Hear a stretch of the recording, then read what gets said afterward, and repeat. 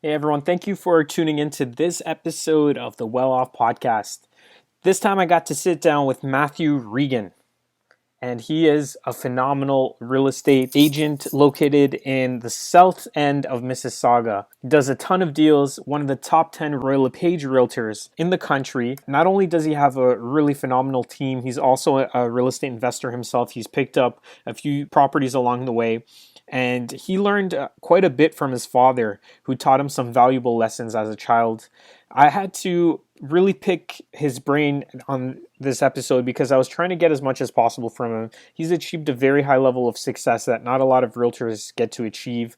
And some of the principles he follows, they are applicable to any business. So even if you're not interested at all in in becoming a realtor or having some sort of real estate business, you can really take a few things from what he's sharing and apply them into whatever it is that you're doing.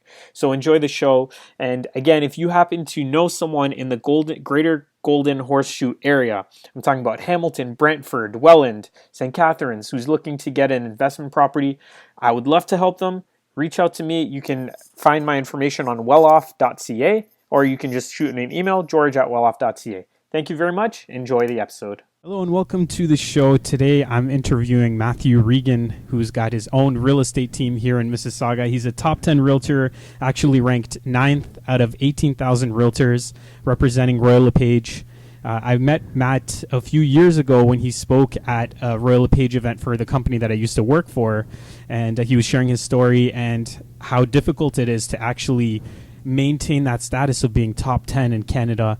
And the reason, as you guys know, the goal of the show is to motivate, inspire, and share success principles. And I thought Matt would be a great guest to describe how he was able to build such a great team. You guys have about 23 team members based on the website. I can see that you do a great job here. You've got listings all over town: Burlington, Oakville, Mississauga. And I'm just happy to have a chance to kind of pick your brain and figure out what you're doing. Thanks, George. Thanks for having me. Very excited. Good. I'm glad to have you here. So what I normally like to do is start off by asking about your childhood. If you want to tell me where you grew up, what you remember, things that stood out to you as a child. Yeah, I got a lot of vivid childhood memories, actually. I won't bore you with kind of the granular stuff, but probably a typical young boy. I think I had dreams of, playing professional baseball or basketball, but quickly, those dreams diminished when your height, I think 6 feet tall isn't bad, but to play in the NBA, that's probably a bit short. Yeah. Vivid memory was, I was 12 years old. It's summer holidays. I'm sitting at home bored, and I get out into the garage one morning, and up in the rafters is this old lawn boy lawnmower that I later found out my mother had actually given my father as a Christmas present, which I think nowadays you'd probably have a little backlash, be like giving your wife an appliance for her birthday or Christmas. Anyway, got this lawnmower down, fixed it up, and I started cutting my parents' lawn, and Mr. Hirsch, 2 doors over, comes by one afternoon. He's like, "Hey, can you cut my lawn?" And I think that was the beginning of my lawn cutting career, and my business began to grow. I started cutting his lawn, and it was cool because, at 12, not many of your friends have a job, and if they do, it's like maybe a paper route or something like that. So I began to learn really quickly what it was like to work for myself, so to speak. Or maybe a better way to put it is I just didn't have a typical Monday to Friday 9 to 5 job. And then what happened pretty quickly after that is Mr. Lemorian from around the block comes by on his afternoon walk, sees me cutting the lawn. He's like, "Hey, can you do mine too?" So, before I know it, I had 2. And then in my last year of high school, I was cutting 75 lawns a week. And what I think I was very proud of the fact that I would condense it into 4 days. So I would do a Monday to Thursday, just pounding out lawns, trying to do my schoolwork, playing football, playing basketball and baseball at a fairly high level. And so talk about time management skills and talk about the joy of a 3-day weekend. It was pretty cool. That's impressive. 75 lawns by the time you were 12, you said?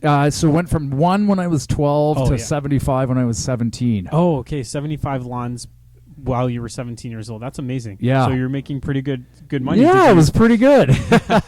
Yeah, I remember. I just recently read Warren Buffett's biography, and when he was young, he was delivering newspapers. And so what he did was, like, from a very early age, he would save all the money he would make to eventually invest it into stocks and whatever else. Did you do anything special with the money that you were making, or were you just spending it on clothes and things of that sort? That's so good. So never been a spender, always been a saver. I bought my first house when I was 23, and I would always say to people that would listen, something along the lines of, you're pretty young to have a home, and this was a detached home in a nice neighborhood.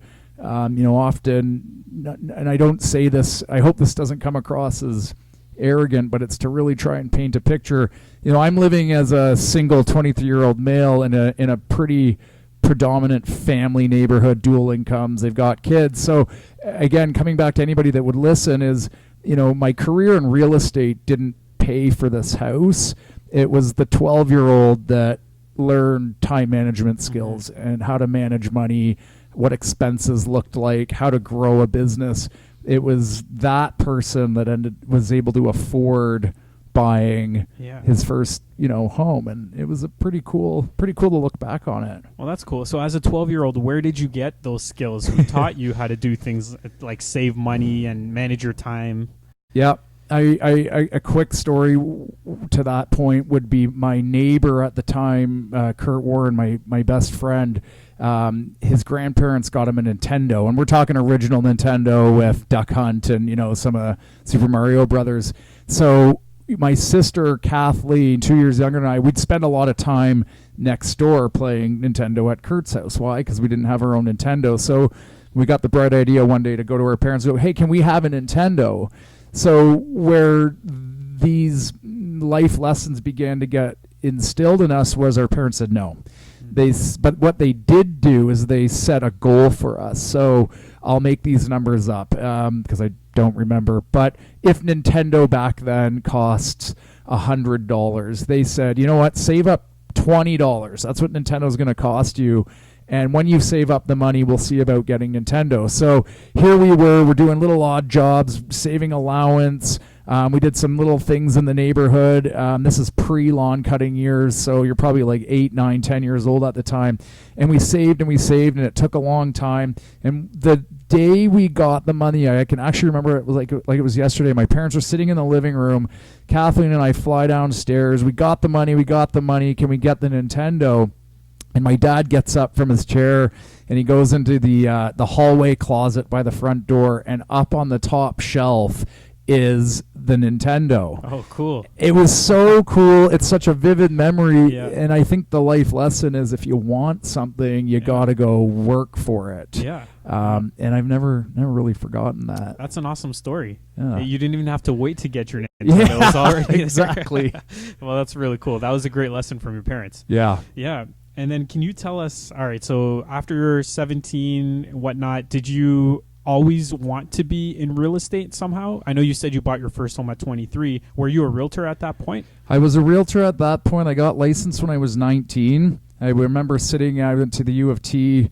I remember sitting in a geography class, and this is a lecture hall, probably 400 or 500 people in this class. And I have a terrible memory, but it's amazing what you actually do remember. And, I'm kind of sitting center of the room, and I had this, like, what am I doing here kind of moment. And I would have been 18 at the time.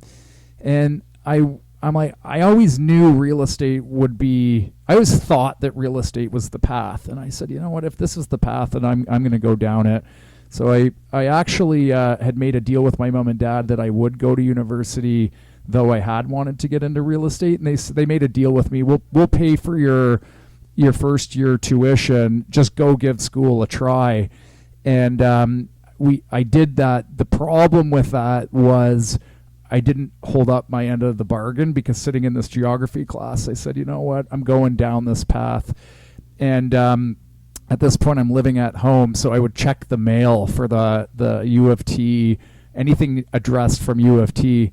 And I took the bill and I went and paid the tuition, remainder of it at least, out of my own pocket, knowing that I was breaking this deal. Mm-hmm. So yeah, 19, jumped into it, and I kind of never looked back, though. At 35 years old today, do I wish I'd maybe stayed in school longer? Because if anybody's listening to this, it's the old cliche, kids stay in school. Like, it's got so many advantages, and man, if I'd just been able to dial it in a bit earlier and decided, like, if I'd been able to say, look into a crystal ball at 19 and go, there's certain aspects that you can learn in school that will help you in real estate, in business, I would have liked that, but it's all good. Well, do you think that there could have been something there for you right now, looking back, or do you think, you know what, I learned all my lessons just from being involved in real estate and working and living life?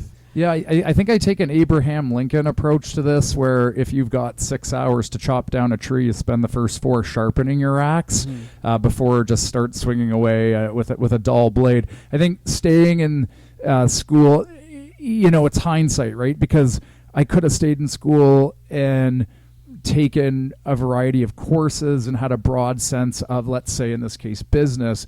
But man, oh man, like the real life trial and error, and especially the mistakes, like you learn, at least I personally have learned a lot from my mistakes, more so than my wins. Yeah. Cool. And your dad was also a realtor, so he was licensed in the 70s, and you grew up pretty much, I'm assuming, watching him do these transactions and how he's talking to his clients and how he built his business. So how did that impact you, and did you want to be like your dad when you decided to get into real estate? Yeah, I've given that a lot of thought. I think if if you believe that you're a product of your environment, then my upbringing with my dad in the business, and by the way, I'll bring my mom into this as well, because she's pretty good head on her shoulders as well. I think just by default of being in a real estate house where the cell phone's always on, and back then the fax machine is always within reach. You're in the car, I think, going to sporting events like tournaments or practice or games, like there was always it was always there, and hearing how he would speak to people, and I think this sounds a little, I don't know how this is going to sound, but it was very interesting to see how he truly did put the client's interests above his. Of course, he's going to work to provide for his family, but one of the things he taught me is do right by the client. If you put the client's needs above yours, then your needs will actually be taken care of. It was really cool to actually see and watch him do it in the most like real sense, as opposed to, say, lip service. It was pretty cool. Interesting. Well, that's great. And you had a good role model for yourself. When you started in the business, how was that experience for you? Did you have success right from the beginning, or did you have a lot of challenges? Oh man, no, yeah, it was. Yeah, I'll get a little vulnerable with you, I guess. I mean, you're 19. There's always I've always been a confident person. But now you're going to work and you're putting on a suit and tie every day, maybe with the exception of Sunday. Maybe you lose the tie. You go into the office, and I, very vividly can remember like the whispers around, say, the water cooler or the kitchen. And, I don't think it was said. I don't think these whispers were coming at me in a, like from a hate standpoint or anything like that. But the whispers would go something like this: like, he'll only be successful because of his father's success. He's being handed business because his father's got a pretty good business. And you're 19, right? So I'm trying to actually dissect where these people were coming from. And back then it would have been one answer, and today it's another answer. So right off the bat, right from day one, it was kind of like this: I'm going to prove you wrong. Like, I heard what you said, and I don't agree with you. So, chip on my shoulder, watch me. But with that comes, a ton of mistakes and a massive learning curve. Could you argue that my learning curve was not as long as maybe somebody without a mentor like my dad? Yeah, absolutely. But on the flip side, you could also argue that the expectations were much, much higher, and the degree of accountability that I was under, not only with our clients, but with him as the boss, much, much higher. So learning was amazing, but most of it came through a lot of mistakes. Mm-hmm. Were you working on your dad's team at that time? I worked, yeah. I think the easiest way to envision it is I would have been like a licensed assistant. Okay, a licensed assistant. At what point did you start taking over? Because now you're the team leader and you've got a huge team here. Yep. And a very successful team. At what point did you become the team lead?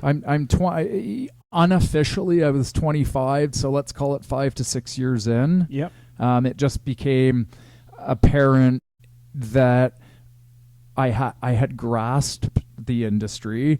I was making a pretty good go of it at that point in time.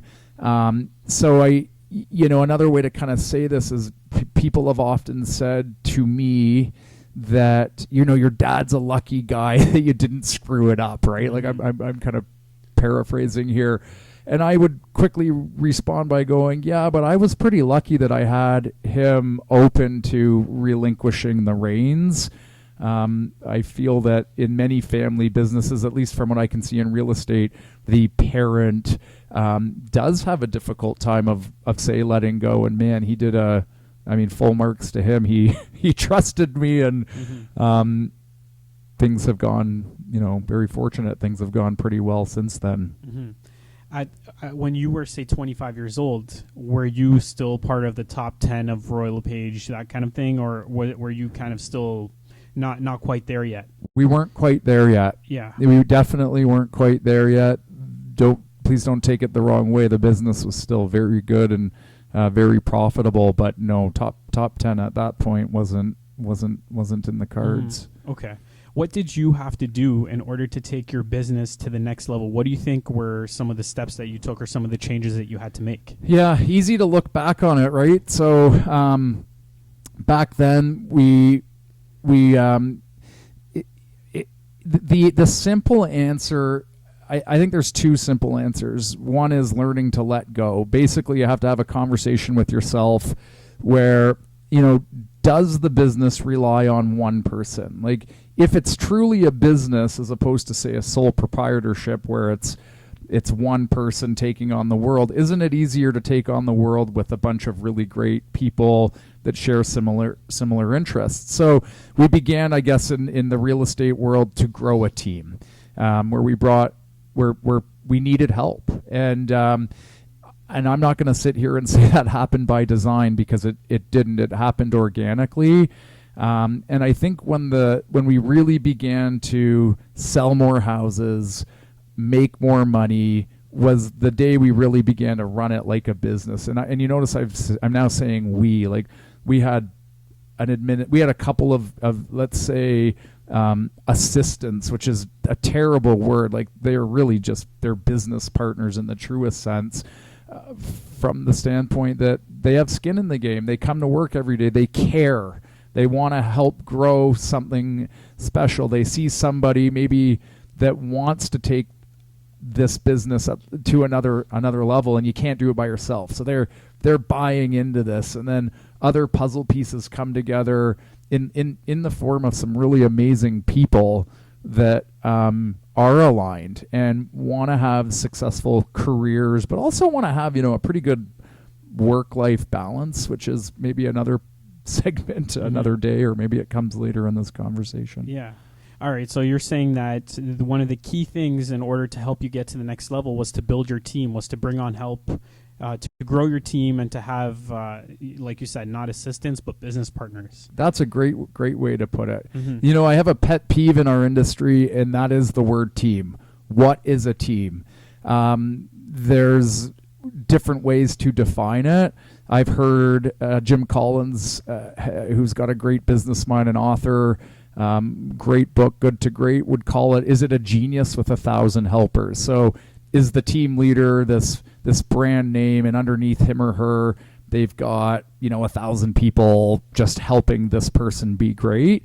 Or is a team where everybody has a role? A role could be from selling to answering the phone. And you can't sit there and say one is more important than the other, because they are pieces and one can't function without the other.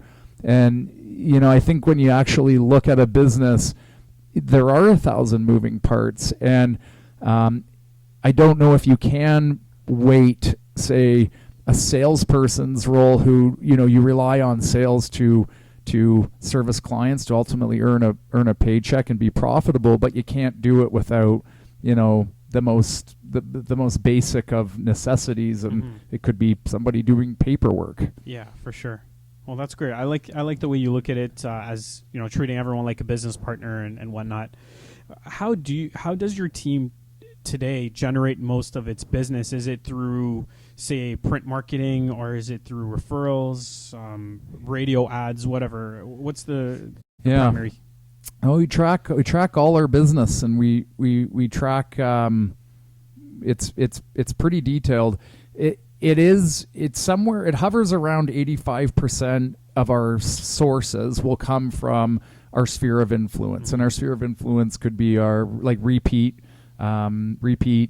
What we ultimately aim for is past client referrals. It really, when you take that approach, when you take the a client-centric approach, your business actually begins to compound organically. And what I mean is, if you start with, if anybody's listening, you just got your license, well, you got to start with one. You have to start with one client. And my advice would be, give that client the best experience that you know how. And by doing so, that client is going to go and sing your praises, and they're going to tell 2 others. And those 2 others are going to come to you. Well, now you've got 3.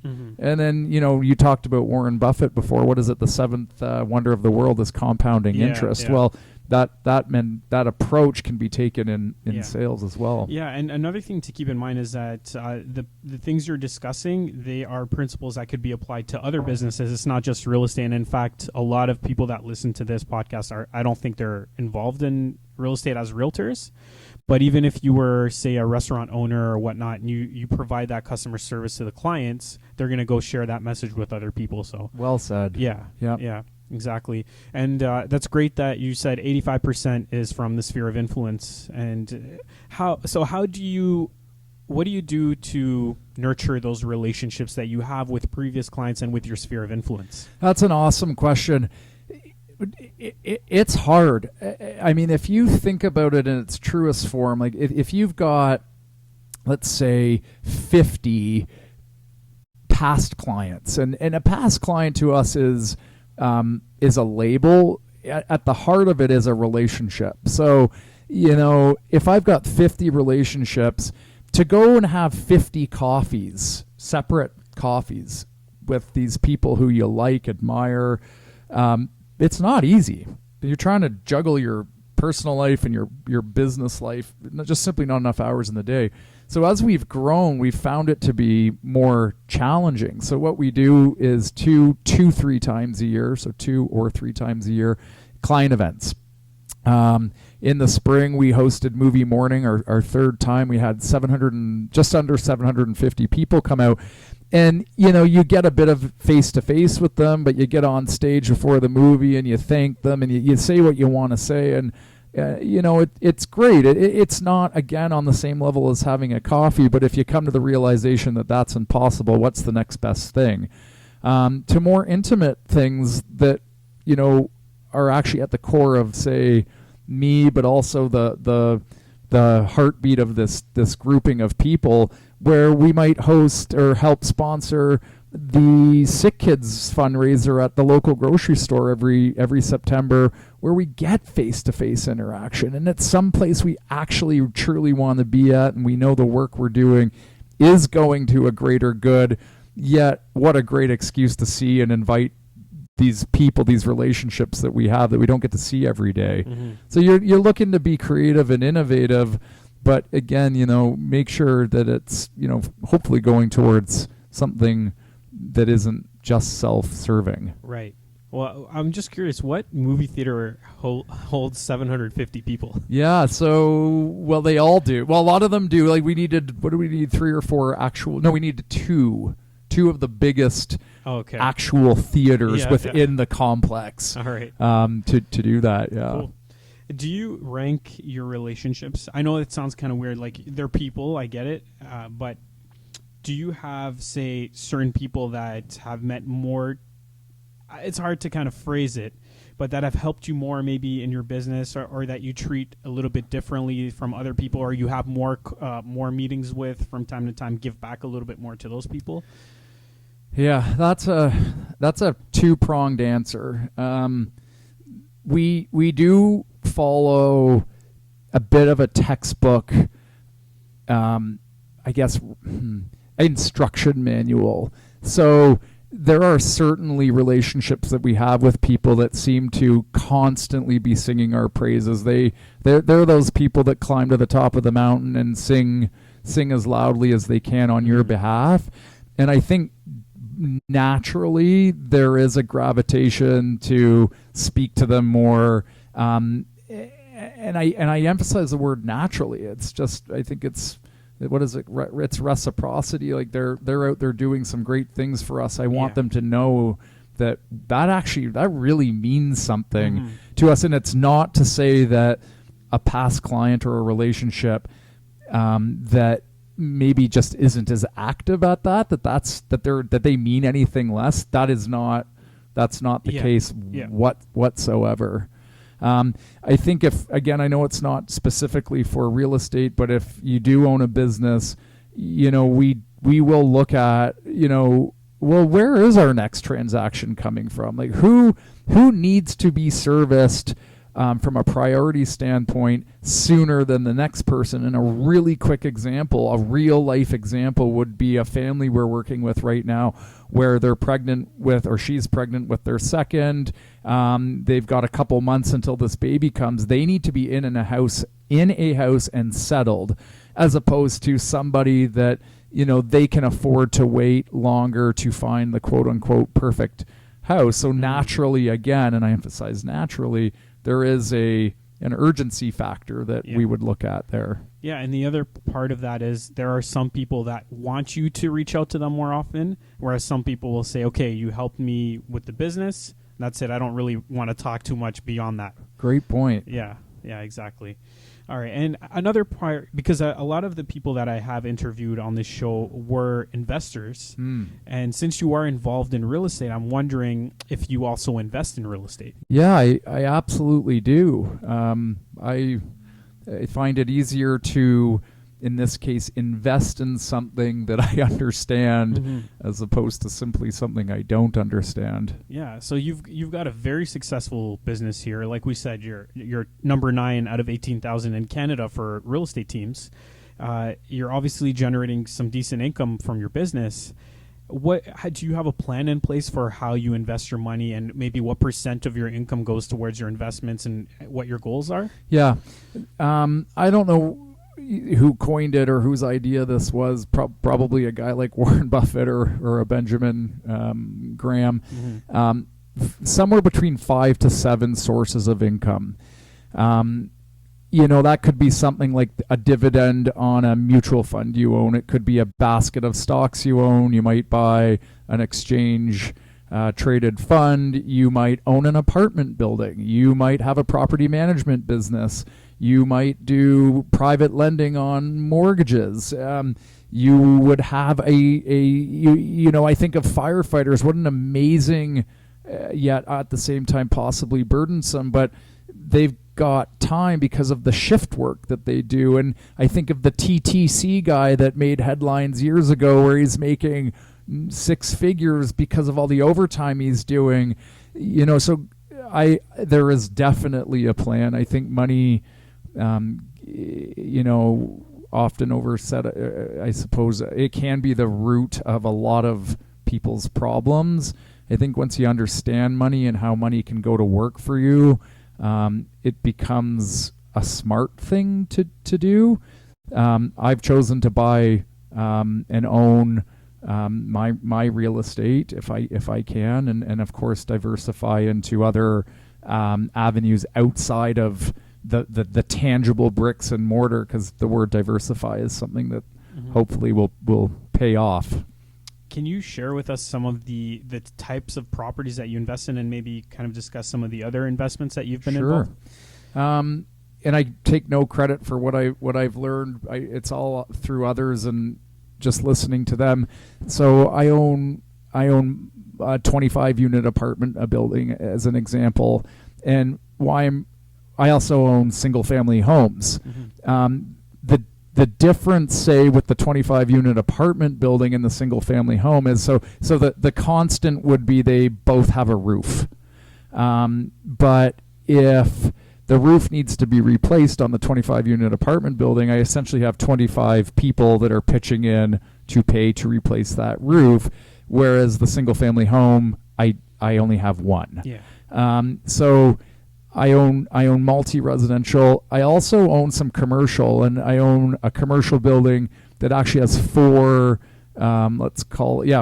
revenue streams or cash flow streams, where there's actually 2 apartments in it. There's a basement in it that gets rented out to an art studio, and a business on the main floor.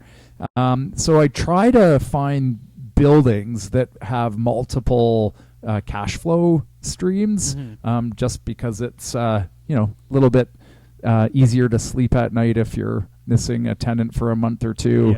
Yeah, for sure. It helps with the vacancy. Totally. Yeah. What's your goal for your investments? Do you plan on paying everything down and maybe just living off the cash flow, or are you aiming to expand not quickly, but continually grow your portfolio and just leverage and move forward that way? Yeah, I listened to a podcast, the Deeper Pockets podcast, and there's a strategy these guys have coined, the BRRRR strategy. Yeah. So it's buy, buy, rehab. So in other words, fix up, rent it, refinance it, and repeat. And it's a relatively simple concept.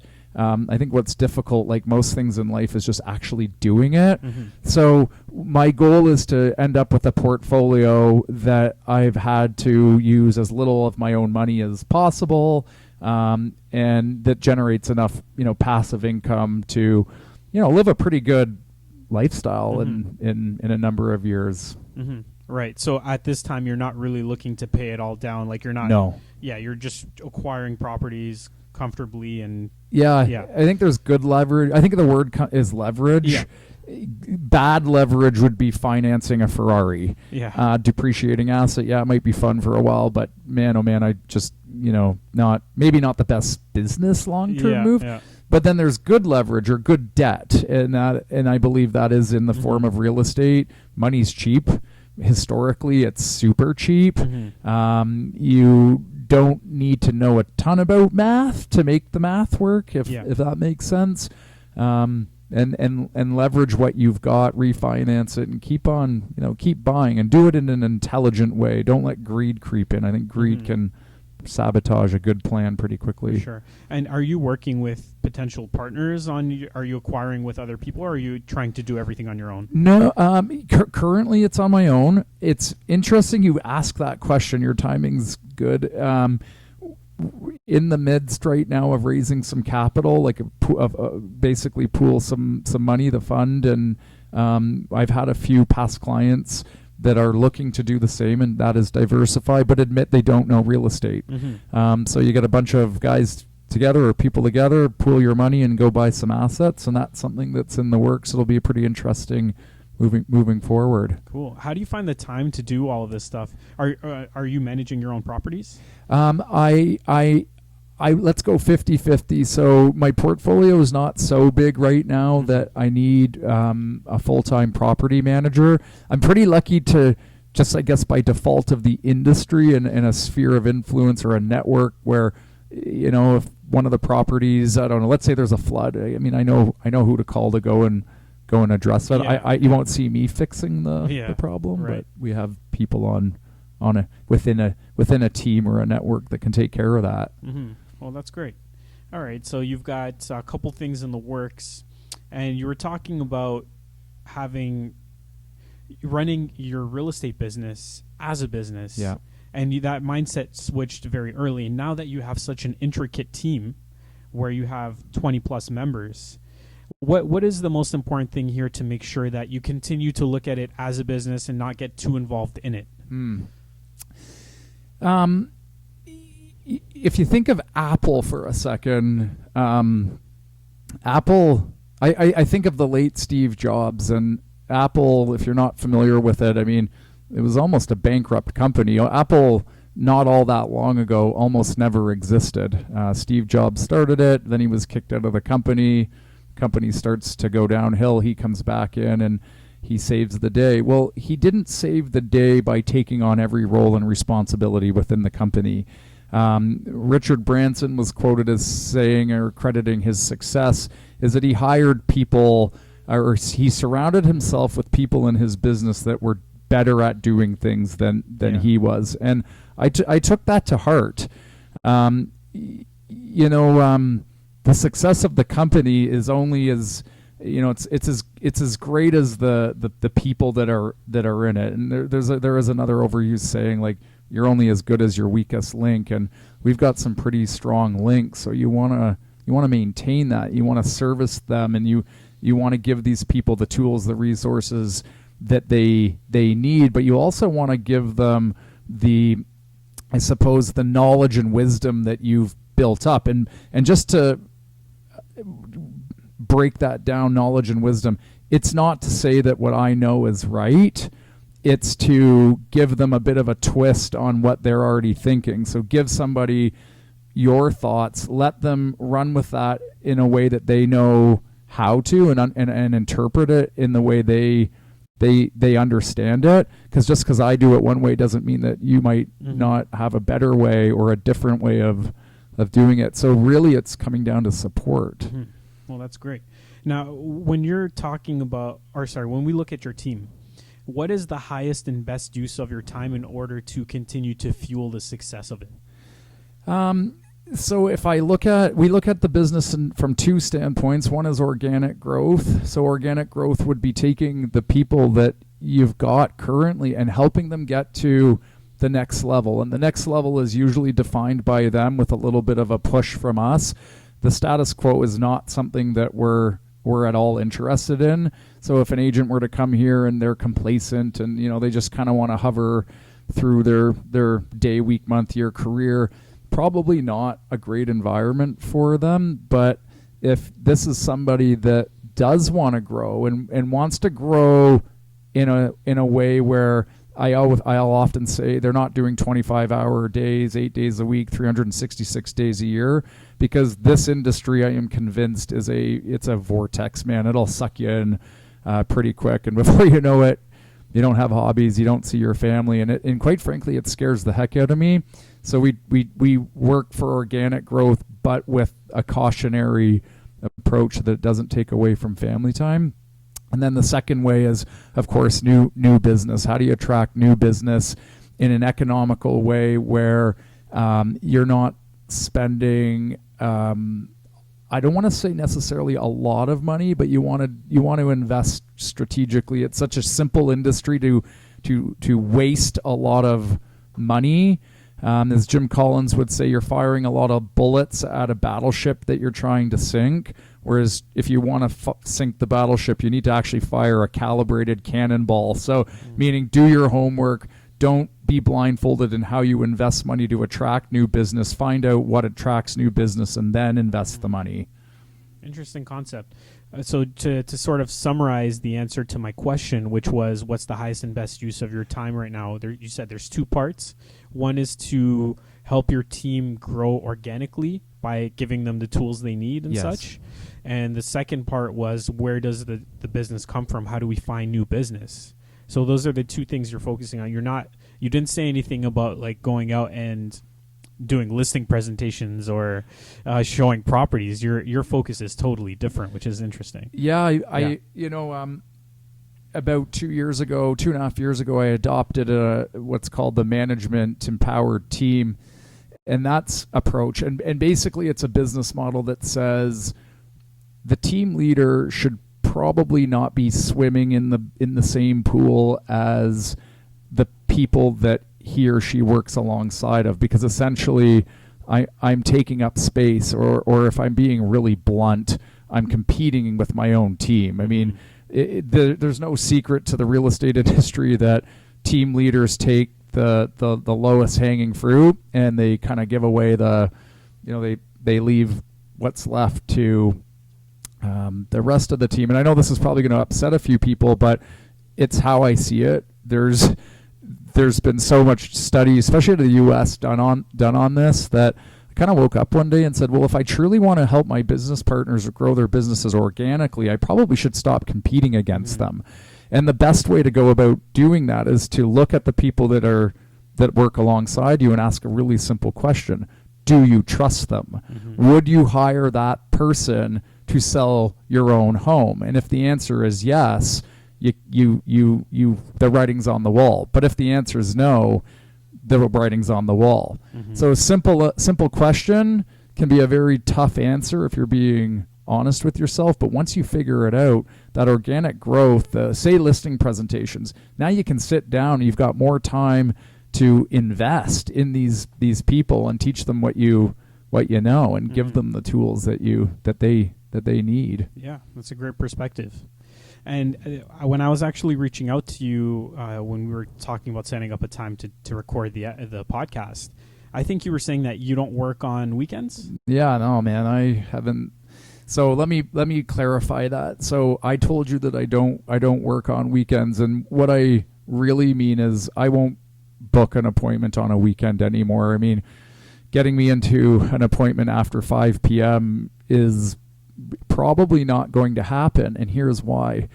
What happens, say, after 5 p.m. is what's been coined, not by me, but by smarter people than me, is we as humans have so many hours in a day where our mind shifts into a creative sense. For some people, they get creative early in the morning, or they get creative in the evening. I'm very lucky it's very early. I'm a 4 a.m. guy. Don't even think of trying to get a hold of me or keeping up with me at that hour. I'm flying. I'm into my creative time. And I also hit my stride again somewhere around like 3:30 to say 7 o'clock at night. It's somewhere within there that, let's just say, the magic begins to happen. And you're probably sitting there going, well, what are you really talking about? It could be diving into a book. It could be looking at the numbers, like what our numbers were for the past quarter.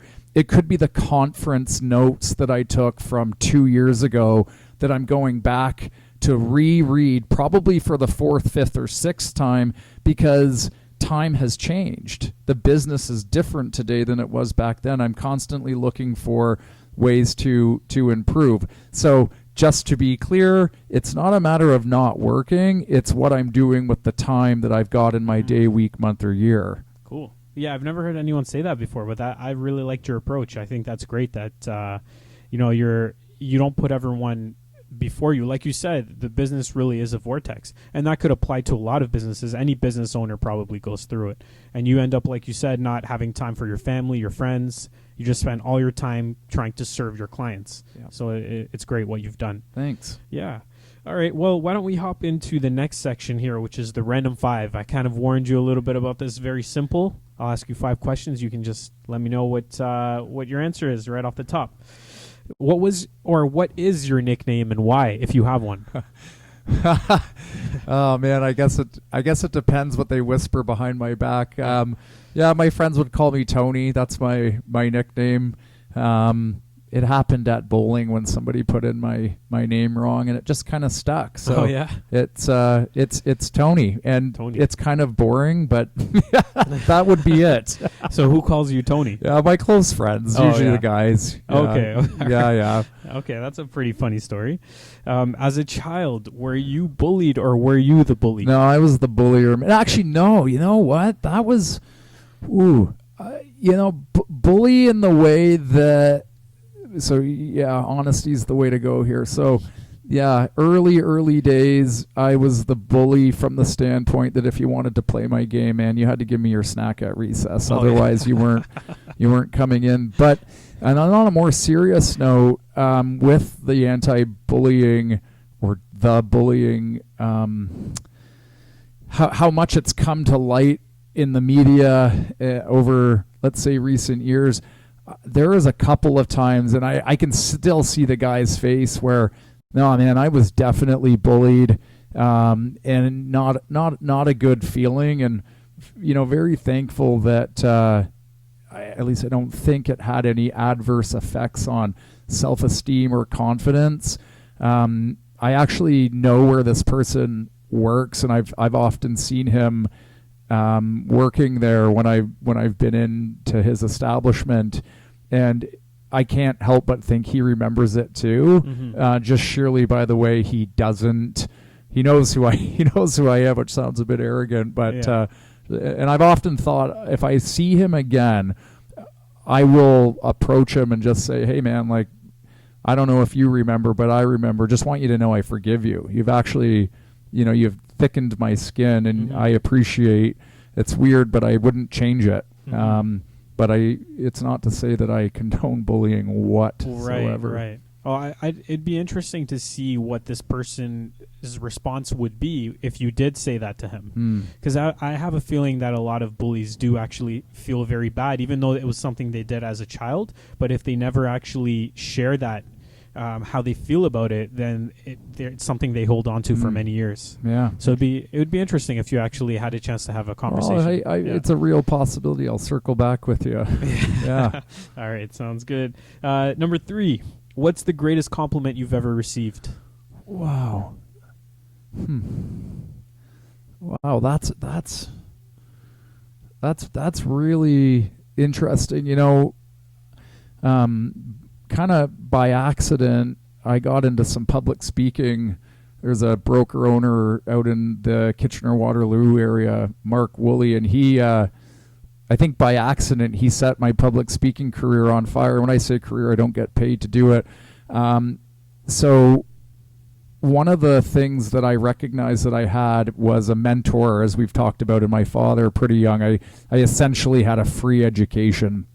So if I get an opportunity to share in some of the wisdom or knowledge that I've been, that I've accumulated over the years, if I can give it back, then I want to do it. So long story short is, when people just simply say thanks, or I can think of numerous emails I've gotten over the years where it's been months and months, if not years, since I spoke at an event, and somebody calls up or emails in to say, you have no idea how much that thing you said resonated, and it's helped me and changed my business. Like, man, that is an amazing compliment. Like, to actually know that it was nothing monetary, there was no hidden agenda. Like, sometimes it's just the simple things that people really appreciate, and maybe need to hear that makes a big difference, and then it comes back at you as a compliment. It's pretty cool. Well, that's great. That's great to hear. Let's move on to number 4, which is, would you rather be organized or an action taker? Or an action taker? No, I'm an action taker. You're like, do you mean taker. Like, we got work to do, like, let's get at it, like, get out of the way? Like, would you rather be a planner and an organizer, or just somebody who goes and just does it? Okay, so if you asked me that 10 years ago, I'm the guy that just goes and does it. If you asked me that 5 years ago, I'm still that guy. 3 years ago, I'm beginning to shift, because I do believe that, if you want to get somewhere, you probably need to take a deep breath and maybe build a roadmap, and that might take some organizing and planning. And it's interesting. I think it's more of a 50-50 balance today, and I hope I'm right in saying this, that I'd like to keep it that way, because I think both are equally as important. Mm-hmm. That's probably true, but it's interesting that if you look back, you said 10 years ago, that's what helped you build your business, being an action taker. Yeah. Right? And Absolutely. now things are a little bit different, so. Yeah, I think you're just a bit smart. Hopefully with years you're a bit smarter and you've learned from your mistakes. So instead of diving into shark-infested waters, you kind of sit there and go, wait a sec, I've been there before. I know, I have an idea of what's coming. Let me plan this out a little bit before I dive in and go full steam ahead. Yeah. Yeah. Well, I guess you learn from your mistakes, and then you make adjustments, or people can learn from mistakes of others, like what you're sharing. All right, and the last one is, what word best describes you? What word best describes me? I think, I guess it depends who you ask. I think this is a good word and a bad word at the same time, and that is focused. It's great because the comment, I don't work past 5 o'clock. Well, no, I do. It's always, my brain's always on. There's always something going on up there. And I'm at my best when I'm focused. I'm at my best from a business standpoint when I'm focused. And the reason why you can probably hear me struggling a little bit is because as much good as being focused does, if I'm not focused on either the right things or have a balanced focus, then I find as the business gets bigger, my focus gets taken away from some of life's more important things. Could be friends, could be family, could be hobbies. Like it could just be, doing things outside of work. So lately it's been a struggle personally to, focus my efforts on things that, are outside of the business. I mean, if I died tomorrow, it's not going to say on my gravestone he had the biggest or best real estate business. At least I hope it doesn't. So, I really want to keep, stay grounded on how I'm focusing my time. Time is a limited thing. Yeah, and this isn't part of the Random 5, but I'm just curious to know, do you have goals of continuing to grow your business and to be number one, or are you happy with the results and you maybe want to focus on something different? Yeah, hey man, this is a lot more vulnerable than I thought this would be. I personally struggle with that internally. Like, when is enough? How big is big enough? There's phrases over the years that the bigger you are, the more problems you have. What is it? P. Diddy goes, more money, more problems. I mean, there's a lot of truth to this stuff. Yeah. And somebody said to me recently that you're either a grower or not. You can't. It's not a light switch. Like, are you going to wake up in 10 years and not want to grow your company? I mean, time will tell. I can say that today there is a growth plan. Whether that plan gets executed perfectly is almost something that I don't care. I think what I do care is that there is a growth plan, and so long as I can stick to that and it doesn't pull me in one extreme or the other extreme, then growth will be a good thing. But my radar will come on, and I'll do a self check. Sometimes it's daily and sometimes it's monthly, just to say, hey, like, are you happy? If number one in this or number one in that comes at a cost that isn't monetary, Matthew, are you okay with that? And right now I am okay with that. I said I had a conversation with a number one, not to say names, but somebody who runs an incredible business. I go, when is enough enough? And he couldn't answer the question. And it kind of freaked me out. I'm going, if this person's number one and they don't know the answer to this, that's it just scares me. Yeah, that's true. The question, why do you want to become number one? Is there a purpose for that, or is it just for the credibility? Yeah, I think it comes back to my dad's philosophy: put the clients ahead of yours, and good things will do right by the client, and good things will come to you. So, if it's money's never been something that drives me, and I'm certainly competitive, but I try not to have. Maybe those that know me would disagree, but I try to never let ego get in the way of decisions within the business. It's very easy to do that, and it is a trap. It can also destroy businesses pretty quick. I think the thing that, if there's any new business owners out there, or again, people just entering real estate, if you think for 1 second that there's an agent in your office or in your community that advertises number one this, number one that, just keep in mind, ask yourself the question, what does their balance sheet look like? Because you know what, if I make $1 million but I spend $999,000 to do that, it's probably not worth it. Absolutely. You're 100% right on that. Yeah, well, it's great. I hope that you will continue to achieve all the things that you want, and hopefully you will figure out when enough is enough at some point. Thanks, George. Yeah, it's been great chatting with you. Before we end things, do you want to share with people what services you can provide and how they might be able to reach you? Yeah, how to reach me. That can be a tricky thing. Smoke signals, and give me about a month to get back to you. You know what? I think I'll give you a couple answers. If you want to just talk about business, or as corny as it says, life, and from the limited life knowledge that I've got, feel free to text me, call me. It's going to be the most personal way, 416-616-1890.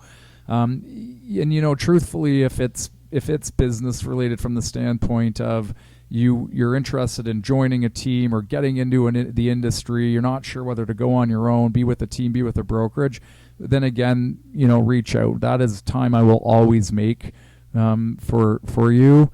And then, if it's like the buying and selling thing, I mean, you're more than welcome to call me. We'll probably really work to understand your needs and wants, and align you with a partner that we've got that we feel will be a great fit for for what you're trying to accomplish. Right, and you are covering Mississauga, Burlington, Oakville. Yep.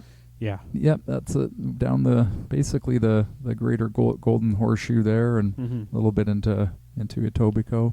Okay, good. Well, thank you very much for your time. Appreciate it. I'm sure there was a couple good things in there for people to take. So hope so. Yeah. Thanks for your time. Thanks, George.